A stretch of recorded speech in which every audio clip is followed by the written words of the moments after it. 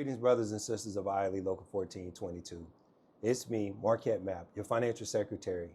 Many of you call me ATL, and you're probably asking, what's the purpose of your video? The purpose of the video is to bring clarity and a lot of understanding to the new contingency. What's your contingency plan? Contingency plan? Your backup plan. You gotta have some kind of backup plan. Agreement that we currently have in place here at Local 1422. I wanted to share with you today about several things that have taken place since the last time we had the contingency fund. As you may well know, we have 5, 10, 15, and 20%.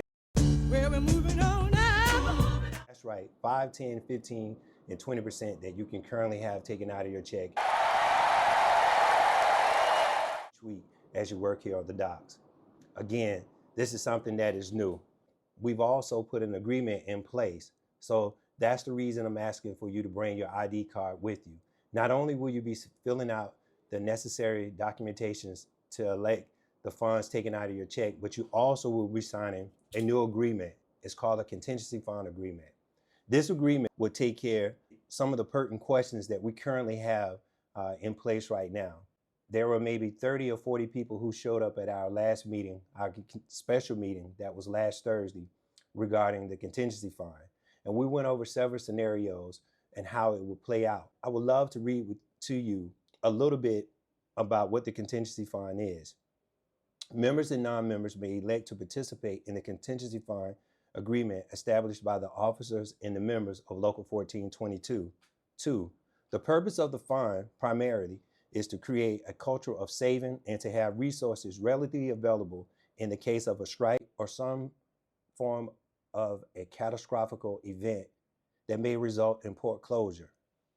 Be it weather or chemical spill, consideration may also be given at the sole direction of ILA Local 1422. In the case of a prolonged shortage of work defined as a period exceeding 30 consecutive calendar days. Members and non-members may elect to participate by having, as I said earlier, 5, 10, 15, and 20% deducted from their gross earnings. The collection period will begin October the 2nd of 2025 and end October the 2nd of 2027. The reason being is because we have to make sure that we're in concert with the length of the contract, which runs 6 years. As you all know, we're currently starting behind the 8 ball, so the first payout will be in 2 years. The disbursement of the funds will be within 30 days after the end of after the end of the 2nd year of the contract, which will be the 3rd, and the 6th year, which will be the last year of the contract.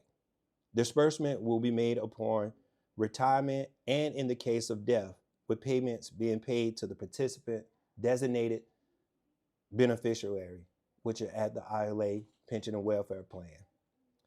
Any participant who wishes to stop their contingency fund deductions may do so after 1 year of signing the checkoff form by providing 30 days written notice to ILA Local 1422.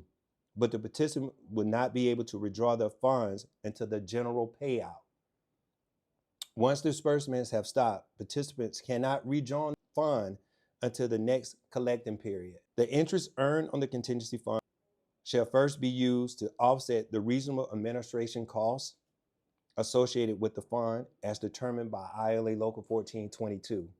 Should there be any interest remaining over and above what is necessary to cover the administration costs, ILA Local 1422 Executive Board, in concert with the fund participants, will determine the appropriate use of such excess. Last but certainly not least, a statement of the participation agreement will be provided on a semi-annual basis. I know that we've done it before quarterly, but because this fund is really new and we're starting the process late and we're going to be paying out in 2 years versus 3 years, we want to make sure that we try to cut the cost as much as possible when it comes to how we deal with the fund. As you can imagine, there have been a ton of questions. So again, this is the reason why I made this video.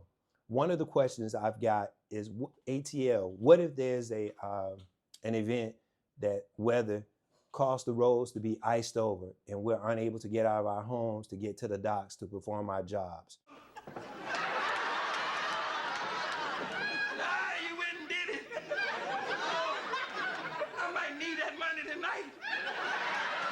Had situations like that before where we faced floods, where we've had icy roads condition, and at the direction of the fund, but the participants in the fund, we've made a decision to give members certain amounts, maybe 1,000, maybe be 2,000, whatever the deciding factor is.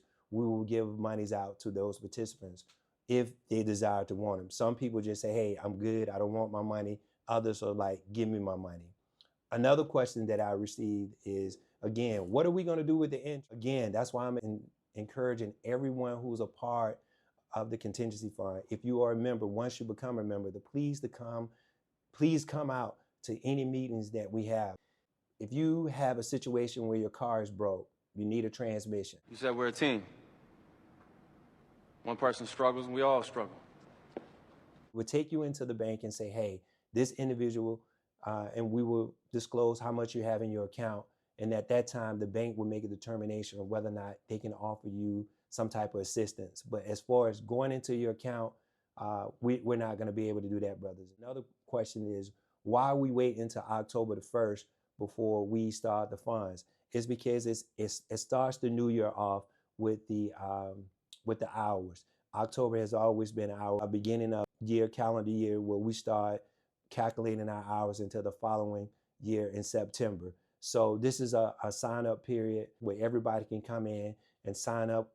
I will say this, the more people we have sign up, the more money we will have paid out. Because of my schedule here at the office, Wednesday and Thursday are going to be conducive until September the 10th and the 11th. We're going to sign up every Wednesday and Thursday. So please pass that word. Every Wednesday and Thursday, you can come here between 12 and 4 and sign up to be a member of the contingency fund. But if you do have any concerns after seeing this video, please feel free to give me a call. My telephone number is area code 843-817-1878. Also, I'm in my office every day, Monday through Friday, between 9:30 and 10 until about 5 o'clock.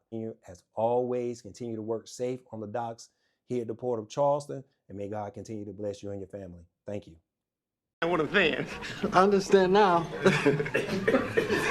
It took a while, but I got it. That's all, folks.